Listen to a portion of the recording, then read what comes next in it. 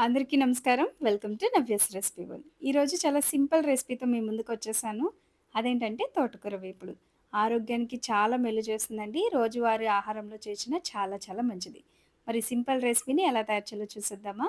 ముందుగా తోటకూర 2 కట్టల్ని ఇలా ఆకులు ఒలిచి క్లీన్ చేసుకొని, కట్ చేసుకొని పెట్టుకోవాలి.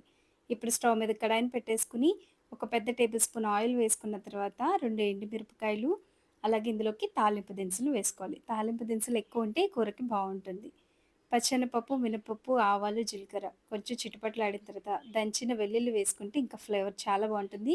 ఒకవేళ పథ్యం చేసేవాళ్ళైతే ఇంకొంచెం వెల్లుల్లి ఎక్కువ వేసుకున్నా బావుంటుంది. బాలింతలకు కూడా పాలనేది సమృద్ధిగా పడతాయి. ఇప్పుడు ఇందులోకి పచ్చిమిర్చి సన్నగా తరిగిన ఒక పెద్ద సైజు ఉల్లిపాయను కూడా వేసుకొని బాగా వేయించుకోవాలి. ఇప్పుడు ఇందులో అర టీ స్పూన్ అంత పసుపును కూడా వేసి మరొక 2 సెకన్ల పాటు ఉల్లిపాయ మంచి పింక్ కలర్ వచ్చేంత వరకు వేయించుకోవాలి. ఇప్పుడు ఇందులో మంచిగా క్లీన్ చేసి పెట్టుకున్న తోటకూర ఆకులను వేసుకోవాలి. ఏ ఆకుకూర వండినా సరే ముందుగా మనం ఆకుల్ని క్లీన్ చేసిన తర్వాత కట్ చేసేయాలి. కట్ చేసిన తర్వాత కడగకూడదు. ఆకుకూర వేసిన తర్వాత మంటని మీడియం ఫ్లేమ్‌లో పెట్టి ఆకు దగ్గరకు అయ్యేంత వరకు కలుపుకుంటా ఉండాలి. ఇలా దగ్గరకొస్తుంది అనగా వాటర్‌ని రిలీజ్ చేస్తుంది. ఈ స్టేజ్‌లో మూత పెట్టి మంటని మీడియం ఫ్లేమ్‌లో పెట్టుకుంటే నీరు మొత్తం ఇంకిపోయి ఇలా ఆయిల్ బయటకొస్తుంది. అప్పటి వరకు ఆకుకూరని మధ్య మధ్యలో కలుపుకుంటూ వేయించుకోవాలి. ఆకుకూర ఆల్మోస్ట్ ఇక్కడ ఉడికిపోతుంది. ఈ స్టేజ్‌లో తగినంత ఉప్పు మాత్రం వేసుకొని, తగినంత కారం వేసుకోండి.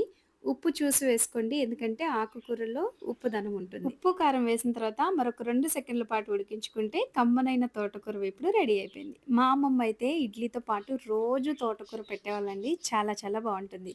మీరు కూడా ఒకసారి ఇలా ట్రై చేయండి. ట్రై చేసిన తర్వాత మీకెలా కుదిరిందో కామెంట్‌లో తెలియపరచండి. ఈ వీడియో మీకు నచ్చినట్లయితే గనుక నా ఛానెల్ సబ్స్క్రైబ్ చేయండి.